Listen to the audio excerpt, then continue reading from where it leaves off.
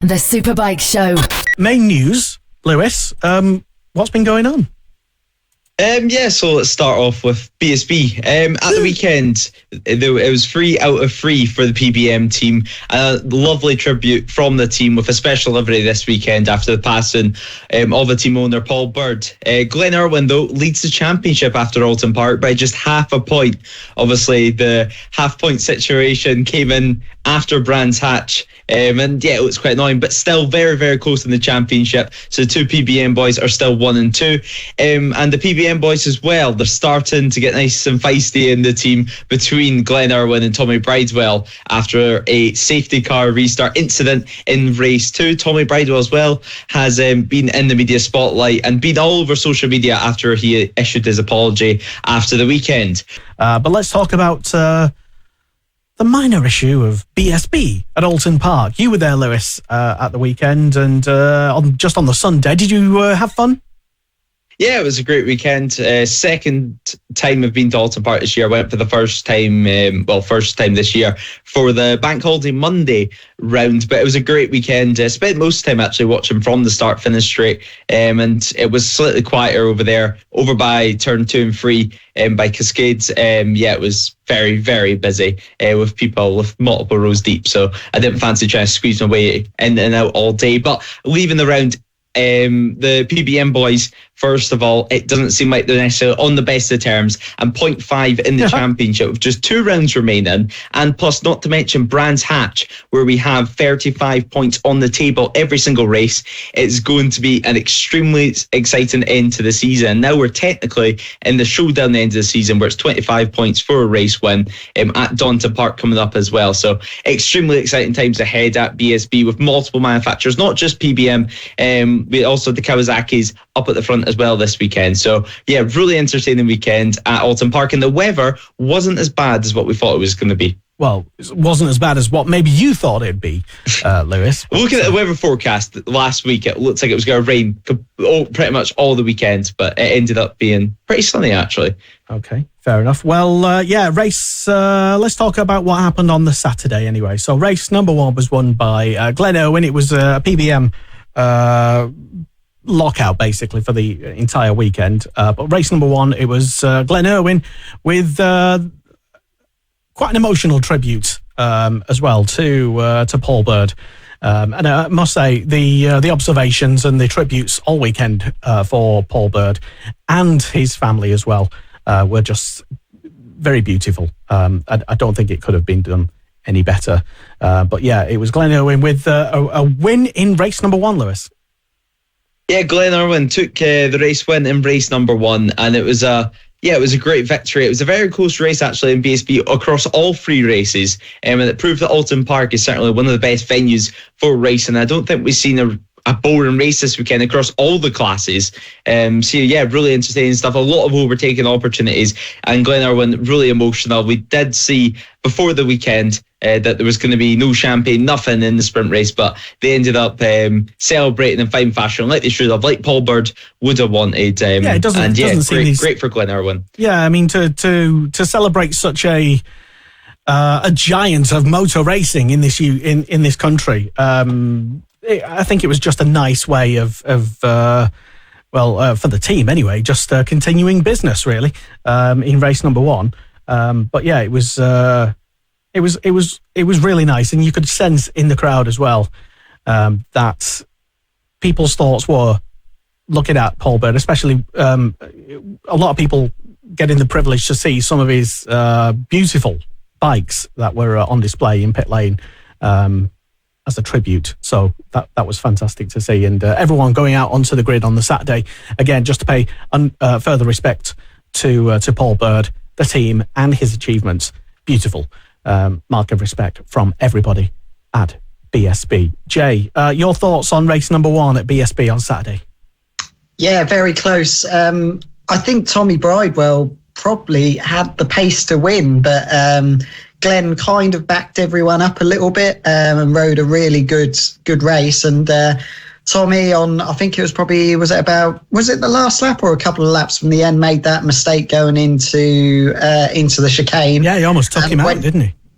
Yeah, he very close to taking Glenn out, which maybe might happen in these last two rounds. Hopefully not. But yeah, really, really close, and he went straight on, and I think he landed up coming about 5th or 6th place in the end. So Glenn, a brilliant race by Glenn. He led pretty much from the go, and yeah, brilliant race. And yeah, I think that was the start of the weekend for Tommy. That was like, he was getting after that started him getting wound up, and then obviously we'll talk about race 2 in a bit, and then it just got worse and worse and worse until the last race where he eventually did win. But I think that mistake he made going into that chicane kind of started a bit of a snowball effect for Tommy after that. Yeah, he was. I remember him being quite upset on the Saturday, and so much has happened since. I've actually forgotten what he was upset about. And he was it after qualifying, Lewis? I can't quite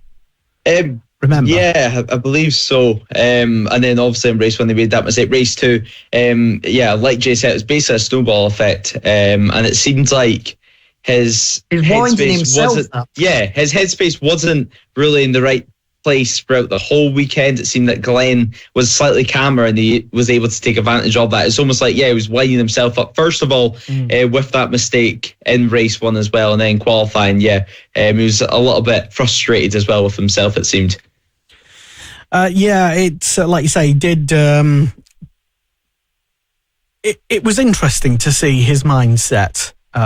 Such a figure coming into such a round like Oulton Park, where last year we saw a lot of tension, a lot of similar controversy, and with the championship being as it is, a lot of people might be suggesting, with Tommy acting the way he did, is he starting to crumble under the pressure, Jay? Yeah, I think it is. The pressure got to him, especially in these first 2 races. So,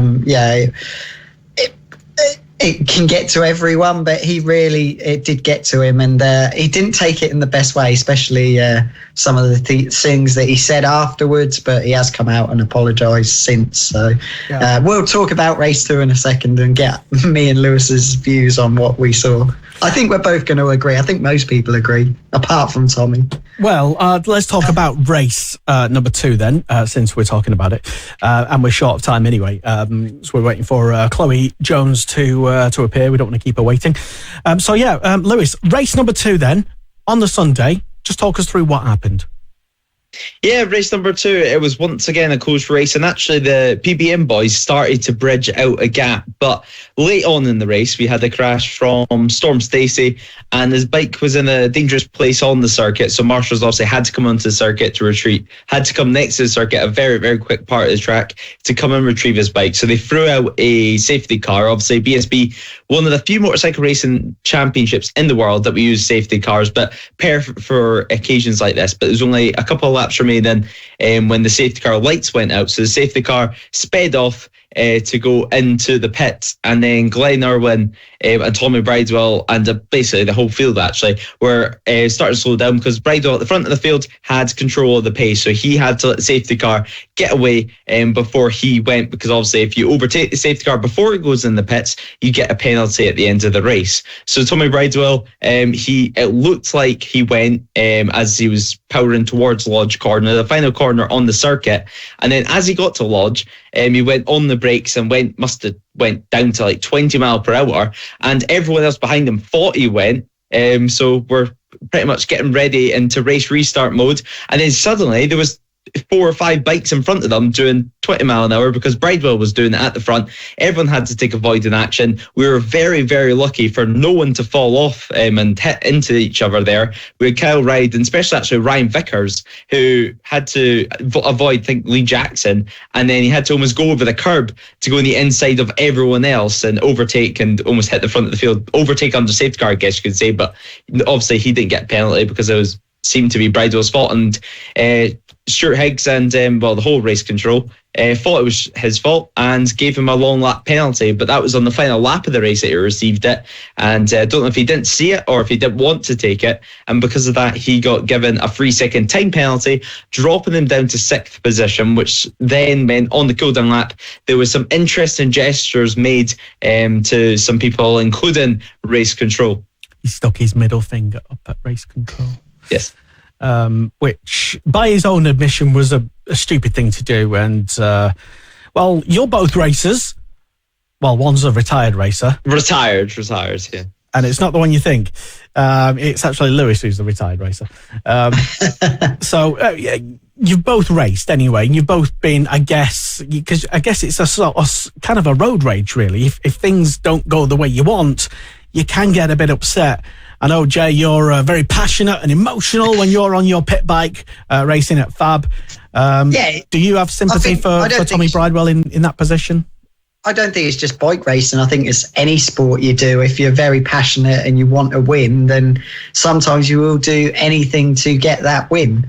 But I personally think Tommy was trying to get...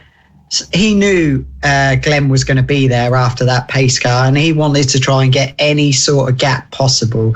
And it was the total wrong way of doing it. I mean, you shouldn't be doing things like that. If he had just been going slow all the way up to that corner and then just went, then that's fine, because he would have never sped up. So all those guys would have been sitting at that speed, and then he would have gone then. But because he went, that was it. He was gone then, because the pace car had got a nice gap.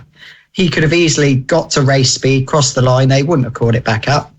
But because he went, stopped, and then everyone was like, what the hell are you doing? It weren't like he just come to a gradual stop. He literally put the anchors on, and it could have been a catastrophic accident. There could have been so many riders on the floor, and I think it was just a moment of madness from Tommy Bridewell. He was trying to find any sort of gap or advantage he could get to get on Glenn, and I think the combination of whatever happened in qualifying and him running on in the first race, I think it all just came to the fore, and he thought, right, I'm going to do this. This is going to be a way I can get a little advantage. And there were people online saying, they agree with Tommy that he shouldn't have got a penalty. At the end of the day, he had control. He had control, but you don't pretty much come to a stop in the middle of a live racetrack. So, yeah, that's my opinion. I totally agree with the penalty, and I'm surprised, because it was surprising, like Glenn said in the interview after the race, he was like, oh, no, Tommy deserved to win that. He had the pace. He deserved to win it. But, yeah, I'm surprised a lot of other riders didn't go, bloody hell, that was a bit dangerous. But there you go. But, yeah, totally agree with the penalty. I'm sure Lewis is going to say exactly the same as me. Well, go on then, Lewis. What do you think? Pretty much, I agree with the penalty. But on the whole Glenn Irwin side of things, with the interview after the race, obviously I was watching, not on Eurosport, at the circuit, and he did say, because I believe Larry Carter does interview them just before the Eurosport guys, and he did say that basically he's going to watch what he's going to say this time around, because he doesn't want to get in any trouble like he has in the past for things he said about teammates in post-race interviews. So it sounded like consciously he was avoiding touching on the subject too harshly. Obviously, Bridewell clearly did have the pace on the circuit to win, but really, he didn't think he'd even deserved a penalty, to be honest. Before race 3, he was interviewed on the grid by Larry Carter, and he still believed that he should have been reinstated with the race win. He should have been able to appeal, which he wasn't able to appeal to Stuart Higgs from the penalty. So, yeah, he still wasn't happy over it. It's a shame that it ended in that way, because we've seen some great racing throughout the weekend. So hopefully we'll see nothing like it again, to be honest, because it was frightening, to be honest, for a moment. And it was quite disappointing, if I'm honest, just to see the way he acted after the race. Of course, I've raced with myself, and after a race, if it hasn't went my way, I'm not always saying the nicest stuff out my mouth for maybe a couple of minutes until I calm down. Lewis. But he was still still doing the middle finger to the organisers and stuff. If you did want to appeal that penalty, is it going to help you at all? So I was actually surprised he didn't get a fine for what he was doing on the cooldown lap, like we've seen in other championships in the past couple of years. Yeah, given the nature of the weekend, I think there was a lot of leniency given, I'm just guessing, by race control, with the underlying emotions of that weekend. Hence why maybe he wasn't punished anything more than the equivalent of a ride-through penalty, whereas in other circumstances he probably would have been, because that was not good. But he did admit in his favour, to be fair to Tommy, and we're not slagging him off. I'm certainly not. Anyway, he did come out and he released a video apologising. It wasn't the right thing to do. It was basically a stupid thing to do. Once he's had time to sleep on it and rethink things, he does still thinks he probably could have won that race, though, or should have won, or some words to that effect. But hey-ho, he's still in the championship hunt, and there's still quite a way to go. And, it provided, if nothing else, a bit of gossip for us, which is something that we all love to I think also as well, a lot of people touted him before the weekend, because they always say Oulton Park is Tommy Bridewell's track. That's where he always does best. And for the first two races to effectively, I think, has come 5th and 6th, Tommy Bridewell wouldn't have been happy with that, especially with Glenn winning both as well. So, yeah, he wouldn't have been pleased with that. So it was just a snowball effect that just got worse and worse and worse until that race 3. So it's going to boil up really nicely for these last 2 rounds, really nicely. We might land up talking like we always say that Tommy Hill, John Hopkins race was the best BSB race ever. I think maybe we could potentially top that. We could potentially top that by the end of this season, because this is I can see this going all the way to the last race now.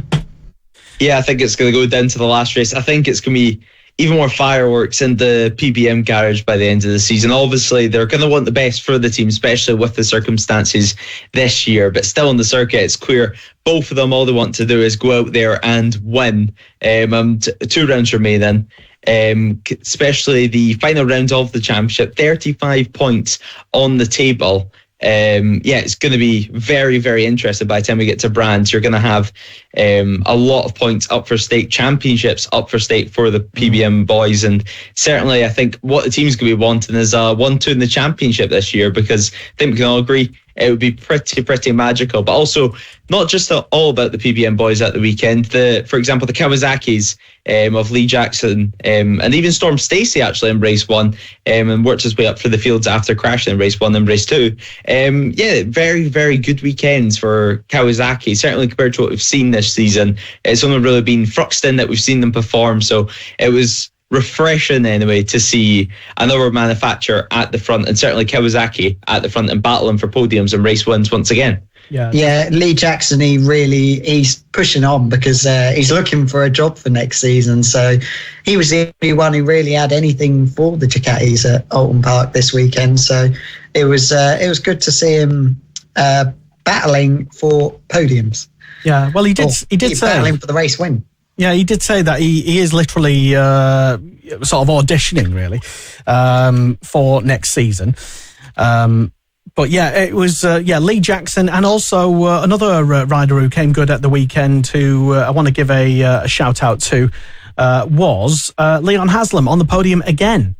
The R&G British Talent Cup. It was very, very nearly wrapped up at the weekend. Evan Belford leading the championship. I think it was like 62 points coming into the weekend or something like that. And he did fantastically well to get to that position in the first place. Evan Belford looking for a career on the road to MotoGP.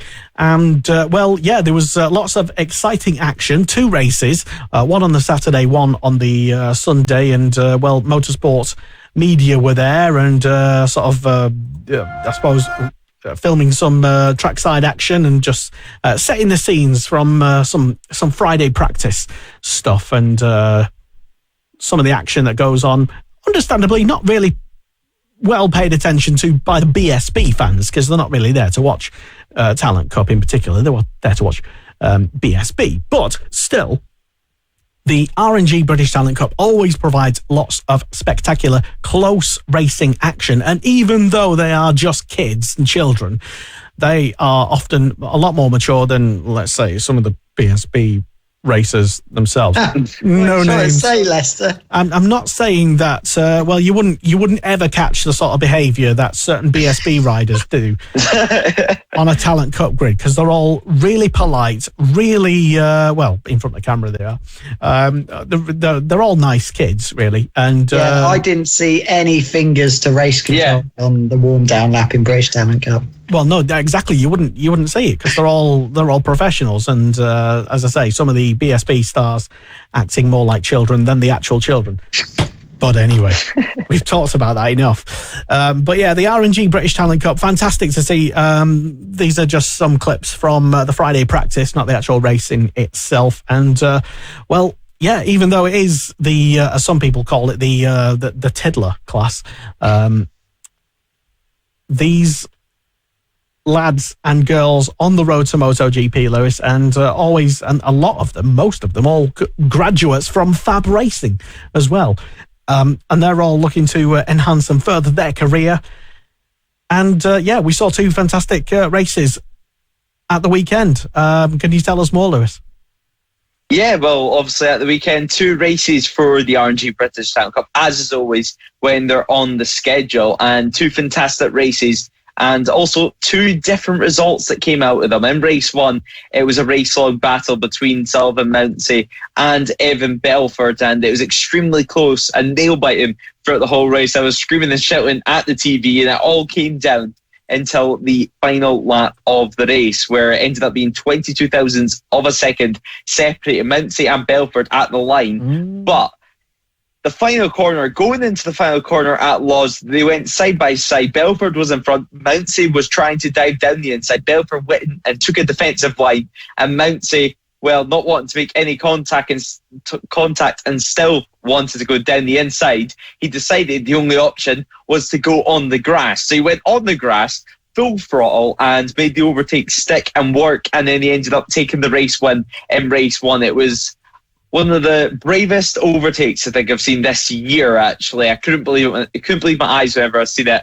It's not normal whenever you see a rider run on the grass and still make it work.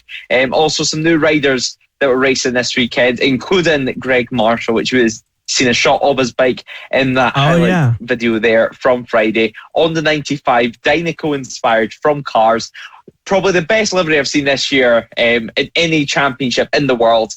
Yeah, I couldn't believe my eyes when I've ever seen it. It looked incredible. So a fan favourite there for me. But as well, joining Mounsey and Belford on the podium, Harrison Desoy as well, back on the podium places finally. And it's great seeing him having a great result. Of course, his teammate Julian Carrera was just behind as well, with Ronnie Harris racing in the Fab Racing Mini GP70 last season. Made his rookie debut at Snetterton, I believe, last year in the R&G British Talent Cup. Card, and now racing a full season this year. Got the step up to the Cavaro Project R's racing team. He got a top 5 finish, an incredible result from Ronnie Harris. And really great to see these Fab Racing riders developing. Well, it was briefly Ronnie Harris. I think at the start of the race, or race 2 or race 1, I forget which, he was actually in the lead. He got an absolutely stunning start. I don't know if he's just loves Oulton Park, but he picked up 2 5th places in race 1 and race 2. And I would say he was unlucky to only finish 5th place. And Ronnie Harris, rocking Ronnie Harris, as I like to call him, doing fantastic work. He's been chipping away, steadily learning and growing as a rider, growing in stature. He is a petite chap. He's now finally getting the results that I think he deserves. Yeah, it certainly is. It's great to see the Fab Racing riders doing well. As you mentioned, a 5th position, that isn't really the tale of the story, I guess you could say, because he was fighting all the way throughout for the podium places, and so was Lucas Brown, of course, but Lucas Brown on the final lap as well, I believe, ran into the grass himself and dropped down to 6th position at the line. So it was really just mayhem between that really, well, first and second, first of all, in their own group, and then the battle for third behind, which really had every single rider down to about 10th position in it. So yeah, it was great to see. And then in race 2, a completely different result. Emmanuel Brinton, Sullivan Mounsey and Lucas Brown on the podium positions, but going to the line, Emmanuel Brinton and Sullivan Mounsey made contact just inches away from the line, which allowed Brinton to win by just 6 thousandths of a second. Ronnie Harris as well, 5th position, with Evan Belford 4th, which meant the championship will now go down to the final rounds at Donington Park. But well, Lester, you were in Park Ferme, and it was some interesting emotions from the top 3. Certainly Lucas Brown, anyway, was happy about his third. Lucas Brown. I mean, Lucas has had a handful of podiums already this season. I think the last one was, I can't remember if it was Thruxton or Silverstone, but in the last couple of rounds. And, also, before I talk about Lucas, Harrison Desoy, he's had so much bad luck this season. It was fantastic. And I think, to be fair to even him, he didn't expect to be anywhere near fighting for a podium in race number 1. But such was the chaos and the mayhem and the safety car. He managed to, use that to his advantage, his experience. Really, I think, again, just to be kind to him, I would say his experience, he's 18 now, is young Harrison, and he got another podium, and he's already raced in Europe this season, a couple of times at Junior GP. Doesn't know where exactly he's going to be next year, but let's hope he's going to be on a competitive package. I think he deserves it anyway. But yeah, like you mentioned, Lucas Brown, a third place. I think we might be able to hear from him on the podium, or just after the podium, speaking to me. And this is the top 3 race 2 podium at the R&G British Talent Cup, Oulton Park, from the weekend. Emmanuel Brinton, race number 2 at Oulton Park, absolutely sensational. Talk us through that race. Yeah, it was a really good race. I was starting 11th on the grid, so I had to work my way through it. The first couple of laps were tricky to get through the pack, but then once I got to the pack, Evan had a bit of a gap, so I had to close that gap down, which I think I did really well, considering the pace he was going. And, well, I planned those last 3 laps really well to get ahead of Sully, and I was really happy with this win. Well, the last lap in particular, just like race number 1, was pretty dicey. Yeah, race number 1 was a bit terrible, crashing out, but it just gave me more motivation for this race to win it, and I'm really glad I did. Well, it's fantastic to see you back on the top step of the podium. And Donington Park next, your thoughts? Yeah, Donington Park's another new track for me, but with this win here, it's given me a lot of confidence for the next race. I just want to thank Cavara, Project RS Racing Team, my family, K-Tech, Shark Helmets, Alpine Stars, everyone that supported me. Sullivan Mounsey, it was not quite the race win, but you provided a lot of fantastic action all throughout the race. Talk us through it. Yeah, well, we didn't get best start, starting from 4th place after just being on my own, doing all my laps on my own yesterday during the race. So yeah, it was a bit of a shame starting so far back, and then I just couldn't get past everybody at the start, and I didn't want to add too much risk. And I saw Evan going, so I knew I had to start motoring on, and I put the foot down. Then we got to the front, and it was a good race. I think it was overall, it could have been better, but it also could have gone much worse. Going into the final corner, I knew I had to do and go tight, but at the end of the day, when you're braking that late on the limit and then trying to stop the bike without crashing, it's very hard. So when the front's chattering into the corner about to tuck, I knew I had to get off the brakes, and that's what I'd done. I got on the gas as soon as I could without any risk, because at the moment we're just looking at the championship, we're not looking at race wins. And yeah, we nearly had Emmanuel to the line. It's a shame, to be honest, that he's somehow got much more drive down the hill, and then we made contact just where I was about to smash into the barrier, so I had to sit up, and I didn't have much space on my outside, which I think might have caused a little roll in my hand, which is a big shame, but that's how it goes sometimes. I think we'll live and we learn, we'll smile and just keep on going for Donington Park. You do, of course, keep the championship hopes alive. Yeah, well, that's the plan, and as I said, I'm going for the championship, not going for wins. Lucas Brown, race 2 at Oulton Park in the R&G British Talent Cup. Lucas Brown, Talk us through that race. Epic. Yeah, it was a really good race. I had a plan, trying to go on to the last lap. Couldn't quite make it work, but still managed to podium. So, the last lap in particular, talk us through that. What happened? I think Belford tried to, I think he turned up the wick. He was kind of sitting there, and he turned up the wick on the last lap, tried past me. I managed to pass him back through into the shallows, and then I knew I just had to hang on to Manny and Mounsey. But it was a really good race. Couldn't quite get a drive through, I think it's Druids, for the last corner, but still got third. Another podium, and on to Donington, the final round. What are your hopes for there? Honestly, I just want to round out the season really good. It's been a really good season. I want to thank all my sponsors for helping me this season. I think we've had 5 podiums now, so it's really good, yeah. Great to hear from Lucas Brown, and the top 3 from race 2 at the R&G British Talent Cup at Oulton Park. And the championship as it stands, watch out for this, because this probably will be the first championship that gets awarded at Oulton. Well, it definitely will be, because it's the last round. Anyway, so it's Evan Belford leading at the moment. Sullivan Mounsey, a faint chance of winning the championship, but to be honest, Sully, as much as we'd love to see a grandstand finish, unless there's something catastrophic happen with Evan or his technical, and we don't want anything to happen to Evan, but it's a very slim chance for Mounsey, and he's doing all he can do to keep those championship hopes alive. Don't feel too bad, Sully, that it's only a second in the championship. A lot of people would kill for second place in the R&G British Talent Cup Championship, beating the likes of Emmanuel Brinton, Harley McCabe and Lucas Brown so far in the championship.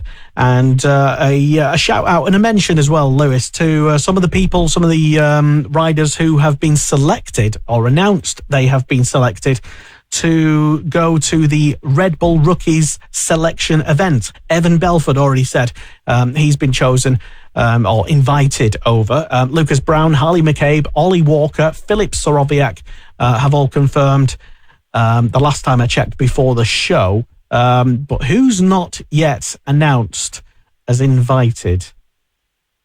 I think obviously the biggest one I would say is obviously going to be Sullivan Mounsey. And Emmanuel Brinton at the moment haven't been, or at least confirmed, that they haven't said to the Red Bull publicly. Rookie selection event. Yeah, maybe they have been invited, but they've just not posted it about it.